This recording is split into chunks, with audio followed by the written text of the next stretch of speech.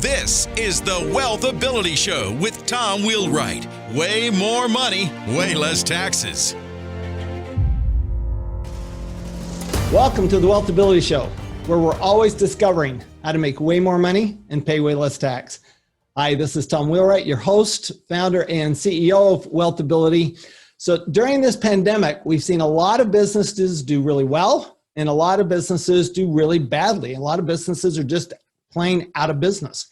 And so what's the difference? What is it that successful businesses have done, either in preparation for a potential pandemic, if that was even possible, or during the pandemic? And then what do we see for the future? And we're going to have changes coming on, early next year as the vaccine gets out.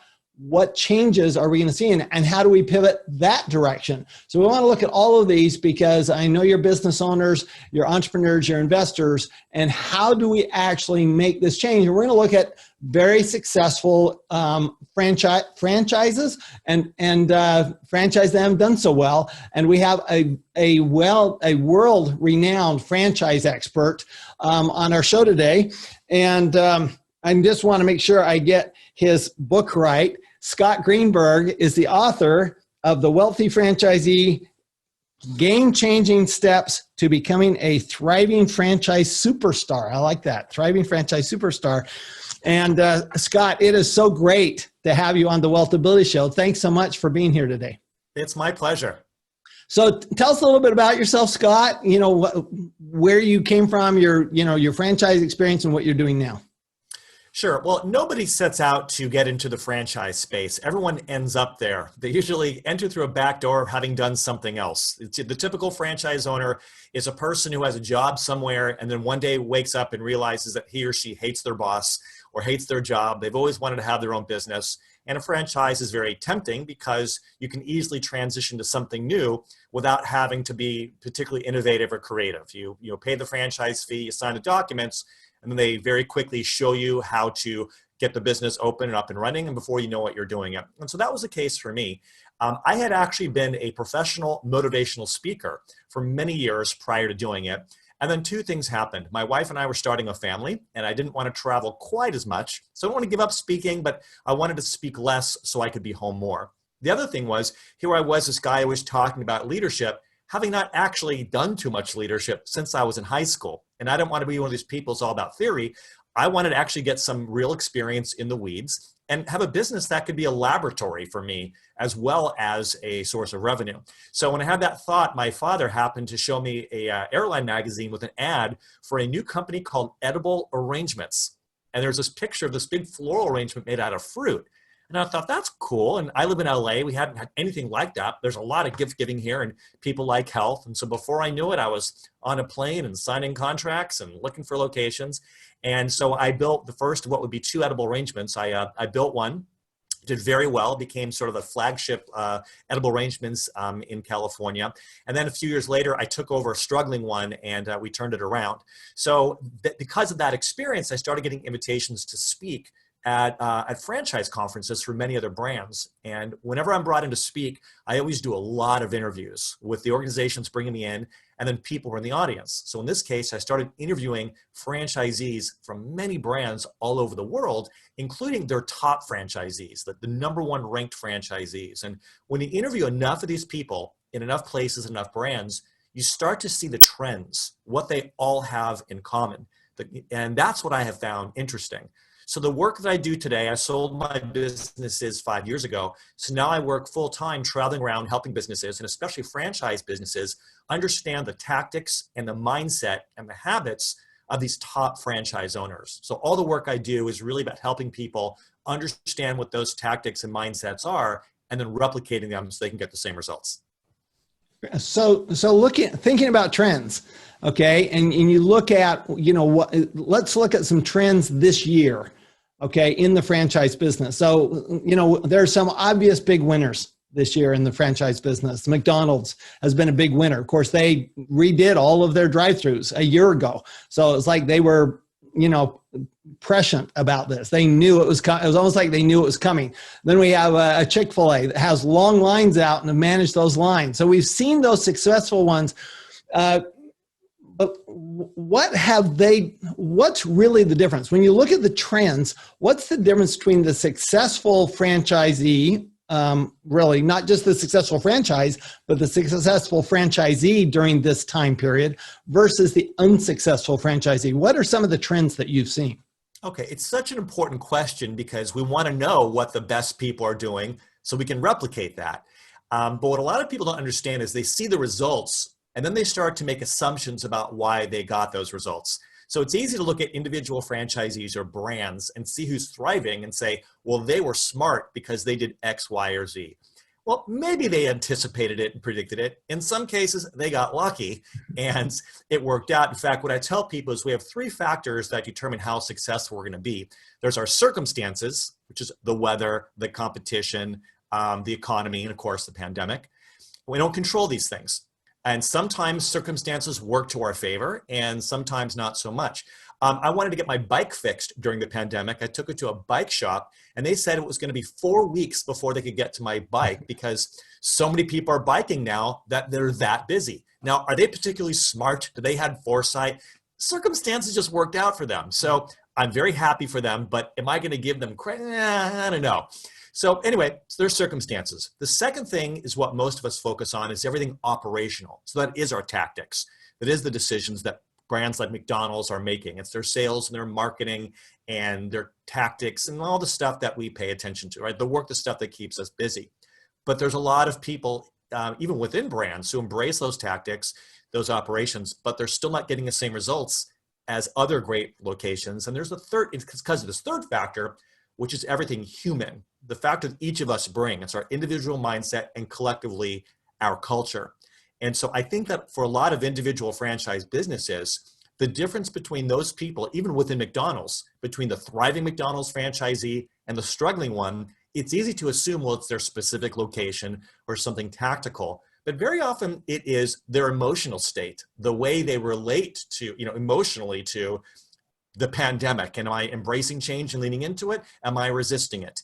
Am I taking that PP money and using it to survive? Or am I reinvesting it to hire more employees for capital improvements based on my emotions? And so that human factor, I think, makes an enormous difference. So really getting to your question about what is the difference, I think for some brands, it really is simple. Circumstances just suddenly lined up for them, that they have the kind of business that in a situation where people are at home and they want to get things delivered, if they were set up for delivery, then they were ready to go.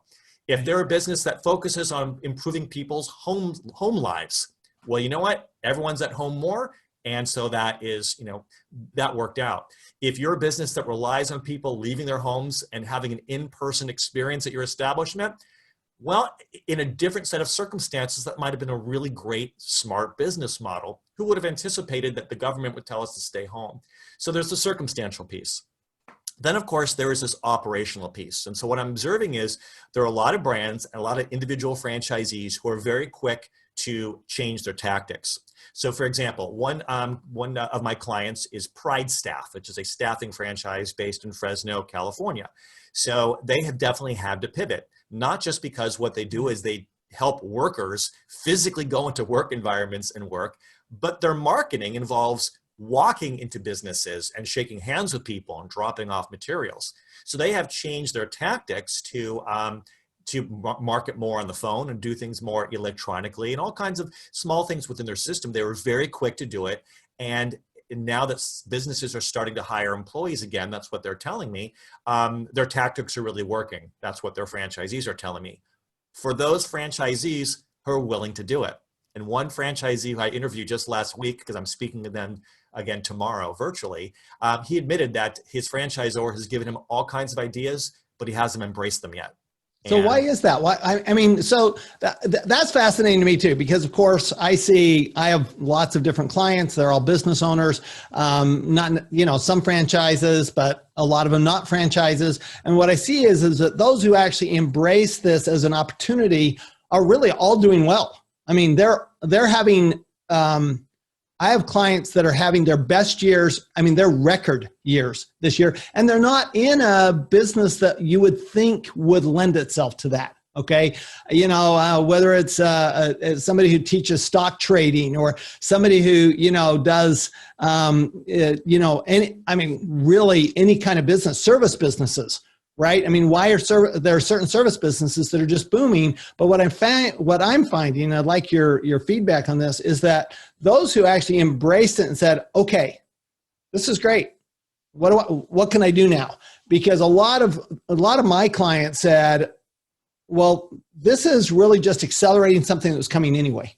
We were going to have to go to online. People were going to get away from going into the office all the time. This is a natural trend. The pandemic just accelerated it, and they embraced it. Those people have all done well. Those people who have fought it have just died on the vine. Absolutely died on the vine. Are you, when it goes to that, because to me, that's the third one you're talking about, right? That's that third issue, the people, the emotional side. Are you finding that that's the case with the example of your franchisee? Some franchisees just aren't embracing it. Are they just resisting because of their own preconceived notions? Yes. And getting back to what you're saying and think about, the people who, your audience for this video on this podcast, you think about the stock market. What drives the stock market more than anything? It's just, we want to, profit and cost and that kind of thing. It's consumer confidence. It's the emotions of the marketplace, right? If the marketplace were just made up of computers just doing the trading and they were just looking at dollars and cents and having some algorithm, the market would fluctuate very differently compared to, the head of the Fed sneezes and suddenly people are panicking and they're selling, or, the president-elect makes some kind of comment and suddenly everyone's buying shares of this or selling shares of that.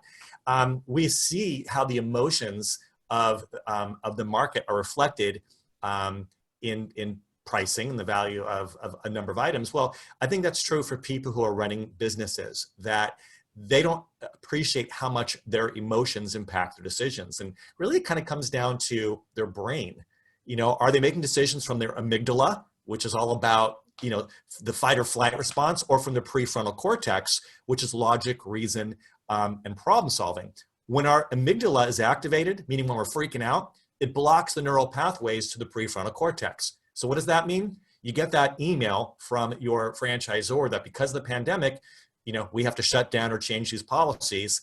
Well, for a lot of franchisees, the amygdala kicks in. It is all emotion, and it's fear, and it's catastrophizing. And I think there's three problems with this pandemic. There's the health problem, which is the most, the worst. There's the economic one. But the third one that no one's talking about are all the bad business decisions that people are making because they're giving in to the emotion. And when this is done, and once Pfizer has saved us, and it's gone, what won't be gone are all these bad decisions and people selling their businesses way too early. There's gonna be a lot of sweeping up because of people gave into their emotion and their amygdala and not to the prefrontal cortex. And so within franchise systems, that is what I'm seeing. People are resistant to change. They give into fear. So what do people do about that? Is this just a natural state? We all know there's the optimists and there's the pessimists. There's the people who are, who embrace change normally. Some of us just are always looking for change. One of our corporate values is break it. So if it's not ready to be changed, we want to break it and change it anyway. That's who we are. But a lot of people, that's not what they grew up with. And especially I would think of franchisee, because you get into franchise because you'd like to be in business, but you want it to be safe, right? If you weren't worried about safety, you might start your own business or, go out and buy a small business and then build it into a franchise as opposed to going and buy a franchise. Franchise is certainly an easier way, a quicker way to get started. So how do you deal with those emotions? Okay, so you led this off with you started out as a motivational speaker. So what are things you're telling your clients as to how to change their emotional intelligence? How do they correct that? Okay, so you're right. There are some people who are just born naturally resilient and naturally adaptable. And then there's people like me. Then there's the rest of us where it doesn't come naturally in spite of that job title, motivational speaker. But in the same way, there's some people who just naturally have big muscles. The rest of us have to go to the gym. but that doesn't mean that you can't build the muscles up. So when it comes to that sort of mental strength, or I love the phrase emotional intelligence, it's something that we've all heard by now. Some people have it naturally. The rest of us can replicate it. So as far as what you do and how you do it, let me first say what I don't tell people. It's not about positivity. I don't preach positivity. I don't preach optimism. You know from being in business that no one is going to make more money or solve problems or cut their costs through hope or through faith. In fact, a lot of people make some really bad, irresponsible, impulsive decisions based just on positive attitude. So I don't preach positivity. I definitely don't preach negativity. What I preach is clarity. Being able to clear your mind of all the emotions, all the subjectivity, and look at things objectively. And so that requires reflection. It doesn't mean stop feeling your emotions. It just means that you catch yourself being emotional, take a deep breath, go for a walk, talk to, whatever you got to do, wait till you're calm. That's when you're going to be able to evaluate your circumstances much more productively. So being able to get back to what I call that point of clarity and making decisions there, just as a computer would, I think is going to lead to much better decisions. I like that. So accountants, we're known for not being having any emotion, right? They say that an outgoing accountant is one who looks at your shoes instead of his own shoes, right? That's kind of who we are. Well, we rely on numbers, right? We look at numbers, and I'm curious what you think about this, but it seems to me that when you break it down to the numbers can take the emotion out of it. If you say, well, look, here's what the numbers are. Let's just look at the numbers. Don't worry about the business for right now. Let's take a minute and just break this down and analyze what the numbers are telling us. As a franchise consultant, you've got to be working with the numbers on a regular basis. Absolutely. And that's, again, where the best decisions are made. There is a franchisee from GNC, General Nutrition Centers, who freaked out when their corporate office opened a mini GNC inside a Rite Aid drugstore, not far from his retail store. When that happened, sales went down. So he called his corporate office and freaked out. And so his corporate office looked at the data. And what they found is, yes, sales dropped right around the time when they started selling products in a nearby Rite Aid. But what the data also showed is that while his gross sales dropped, his number of transactions increased. In fact, one could argue, it's hard to prove, but one could argue that the increased brand awareness from the Rite Aid caused more people to walk into his business. The problem is his average ticket went down. He and his team weren't engaging their customers. They weren't selling. So they had more opportunities, but they weren't taking advantage. Well, once his franchisor was able to give him that data, then he's able to calm down and say, yeah, I just saw less money in the bank and I started freaking out. I hear stories like this all the time. Now, here's the thing. It's not that there isn't a place for emotion in business. In fact, I would say to the accountants who are listening here, there's two levels at which you serve your clients. In terms of preparing their taxes, it's all about the numbers. But whether or not your clients come to you, it's not just based on what you give them, it's also on how you make them feel. They're coming to you for a tax return, but they're also coming to you to relieve stress. They're coming, well, you know better than I do what the emotional need is there. They're not saying that, they're not thinking it, but there's an emotional need. And it's that emotion more than anything else that will determine if they're going to come back to you next year and if they're going to recommend a friend. So we use emotions in order to have influence on other people, to serve them at a higher level. But then when the time comes for us to make business decisions for ourselves or behalf of clients, that's when we need to come from a more objective place, especially when they can't. Okay, so we know that when we were before we started this morning, I was telling you, we were talking about the pandemic and so forth, and I said I find the energy in the air to be very heavy, right? So it's just a tougher energy.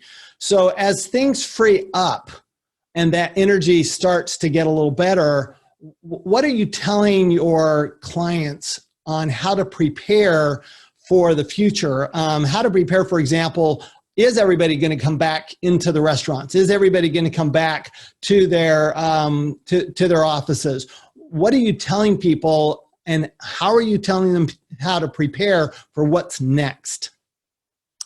Well, I happen to have a fantastic crystal ball, so I'm going to tell you exactly what's going to happen. And the truth is, I'm obviously being a little sarcastic there, but certainly based anecdotally on myself and everyone I know. I think people are dying to get back to movie theaters, to parties, to handshakes and hugs, to all the irresponsible things we were doing before. We don't want to live in bubbles. We really don't. And the fact that there are so many people who are doing those things anyway, defying what science recommends, it's because there's such a deep emotional need to gather. And so I think the idea of eating out, of going to bowling out. Well, I don't know why I'm thinking bowling alleys. This isn't the 1950s. Wherever people go to have fun, I think people are ready to do that. I think many of them are ready to do it now, and many of them are. So I don't doubt that. So certainly for restaurants, you pivot the best you can, and if the laws are preventing people from having an in-dining experience, that's not something you can control. So you do the best you can to offer delivery, to offer takeout. But if you can just hang in there, somehow financially make it happen, I believe that business is going to come roaring back. I can tell you in my neighborhood, I can tell you that there's one family that will eat out every day for 6 months once the opportunity comes. And I don't think that we're alone there. So I think for right now, it is about how long can you hold your breath. I think things will come back. Most of my income is from live presentations. I'm doing a lot of virtual now, but it's live presentations. Well, I did one yesterday, and people were so pleased to be able to get back together. That's gonna come back. I'm certain it is. So part of it is surviving in the short term, because in the long term, I think people are definitely going to want that experience. However, this pandemic has served as a huge wake-up call that we just can't rely on circumstances ever again being exactly what they were. We need to operate as if there's going to be another pandemic or another reason why we're going to have to stay home. So the only thing that's certain is uncertainty. And what gets people through uncertainty? Actually having a lot of working capital and having a backup plan, financially, but then emotionally always being willing to adapt and change and be flexible. You don't want to have a business that relies on one set of circumstances. You need to be able to pivot in any, and that means just brainstorming and anticipating, getting the most cynical person you can find and have them just predict every bad possible thing that can happen. And before it does, before you're feeling the emotion, think about it objectively, come up with contingency plans. So if and when some of those things happen, you're ready to go. So there's actually a place for negativity and pessimism when you're trying to prepare for catastrophe before catastrophe happens. Well, and one of the things that I found over the years is that those who do well in hard times do that much better. And in fact, they do better in the succeeding good times than they would have done had it not been for the hard times at all, because when money is tight, then you tend to tighten your belt. One of the questions I have for you is, what do you think has been the effect of government assistance? Is this a good thing, or is this actually hurt some businesses because it made it too easy for them? I'm really curious about that, because this is a big discussion in Congress, right? Are people staying home because they got were they staying home because they got $600 a week in unemployment? Are businesses not worried because they got the PPP loans that are going to be, that are all going to be forgiven? What's your take on government assistance in its role in either keeping businesses alive or actually keeping businesses from having to do what they should have been doing in the first place? Yeah, I'm not an economist, and so I wouldn't say that I have an expert perspective on this. I can only speak to the clients I've interacted with and my own personal experience. What I can say is that, I mentioned before about one of my clients is Pride Staff, that staffing agency. Well, part of what they need to do are find workers. And so many of the franchisees who I interviewed said, well, we're having a harder time finding workers because a lot of people would rather stay home and collect unemployment than work. And I asked the corporate office, I said, hey, some of your franchisees reported this, is it true? And they said yes. But then I know that Yale did a study that suggested no, that actually was not the case. So, do we trust the academics who did this wide study, or do we trust the people who are in the staffing business trying to find workers and, hearing what the issues are? But what was interesting is, again, among Pride staff, some people use the PPP money to kind of keep the doors open, try to survive. But when I talked to one franchisee, she went ahead and she hired another salesperson. She really invested that money, and now they're doing better than they were last year because they're being so much more aggressive, whereas their competition has slowed down. So I think it depends on how the PPP money is being used. And so once again, those who are freaking out and using it, for fear, it's buying them a little time, but not much. But those who are using it for what it's for, which is mainly, for workers, but who are really investing in their business and doubling down, they're the ones who are reaping the benefits. No, I like that approach. I mean, we've actually used it that way. Okay, where we had some struggles because nobody wanted to spend money, right? I mean, there was a time in March where literally nobody wanted to spend money, March and April. So every business had struggled unless you were Amazon. Every business was struggling because people were holding on tight to their money. And so what we found is about what we've done the same thing. Have hired several more people. We have many more people than we had before. But what the PPP loan did was give us a little bit of comfort to go, okay, we can handle this. And so it'll work that way. So it sounds like it just depends on, again, it comes back to emotional intelligence, and it comes back to sitting down and looking at your numbers and what is it you need to do in order to survive and thrive. And, is this the last pandemic? I mean, a lot of the scientists are saying, no, this is going to be a more common phenomenon as, just the way people behave these days. It's just going to get more and more common with all the travel back and forth between the countries and so forth. So what are a couple of things, if you could give just people a couple of practical thoughts of what could they be doing over the next few months and what should they be doing so that they're prepared for whatever comes? There are three timeless, universal truths that help us in all business situations: pre-pandemic, during the pandemic, post-pandemic, regardless of the industry you're in or what you do.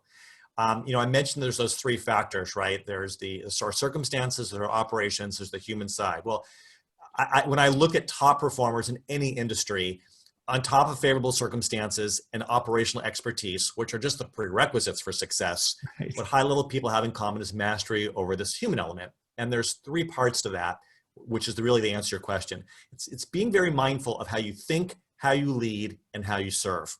So what does that look like? The way you think is this. You keep a clear head, so you're coming from an objective place. Always return to your point of clarity, and then always commit to continuous improvement, being flexible, being adaptable, always thinking in those terms. It's not about being the best, it's about being better than yourself. So continuously improving and keeping a clear head so you're making good objective decisions based on data. Then there is how we lead, which is about leading the systems that we have around us and embracing those systems and improving them, but also on how we lead other people. So to bring out the best in other people, especially when they're freaking out because of the pandemic, we can't just focus on their skill set. We also must focus on their mindset, how they feel, their emotions. And right now in the pandemic, a lot of workers and other people are freaking out. So if we can help them emotionally and build their confidence, build their tolerance to risk, that kind of thing, we're going to get better performance. So we have to lead more effectively by focusing on skill set as well as on mindset. And then finally, there's how we serve. And these are competitive, disruptive times, pandemic aside. Well, I believe the companies that provide the best emotional experience for customers are the brands that win. I would say the same thing about accountants. The accountants that win aren't just the ones who are saving people the most money, but who mentally, emotionally are elevating their clients. That when I leave my accountant's office, when I hang up the phone or I finish an email, I feel better having talked to this person. So it's not just about what the customer or client gets. Equally important is how the customer feels. And during times like a pandemic where people are raw, we have to look for those ways to connect with them human to human, to recognize the emotional state they're in. And I'll give you an example from your world. Several years ago, through various reasons, we went through a perceived economic crisis in my household. I was having a month where suddenly sales dropped and financially it suddenly seems really dark. And the truth is I was a month away from having my best year ever. I didn't know at the time. I was freaking out. And I called my financial planner and I said, so what can I do here? And he says, well, can you just make a budget? That's all he had to say. It really offered he didn't recognize what I really needed was my handheld. I needed the emotion.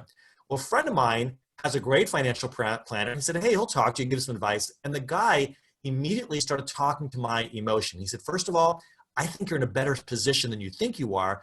And here's why.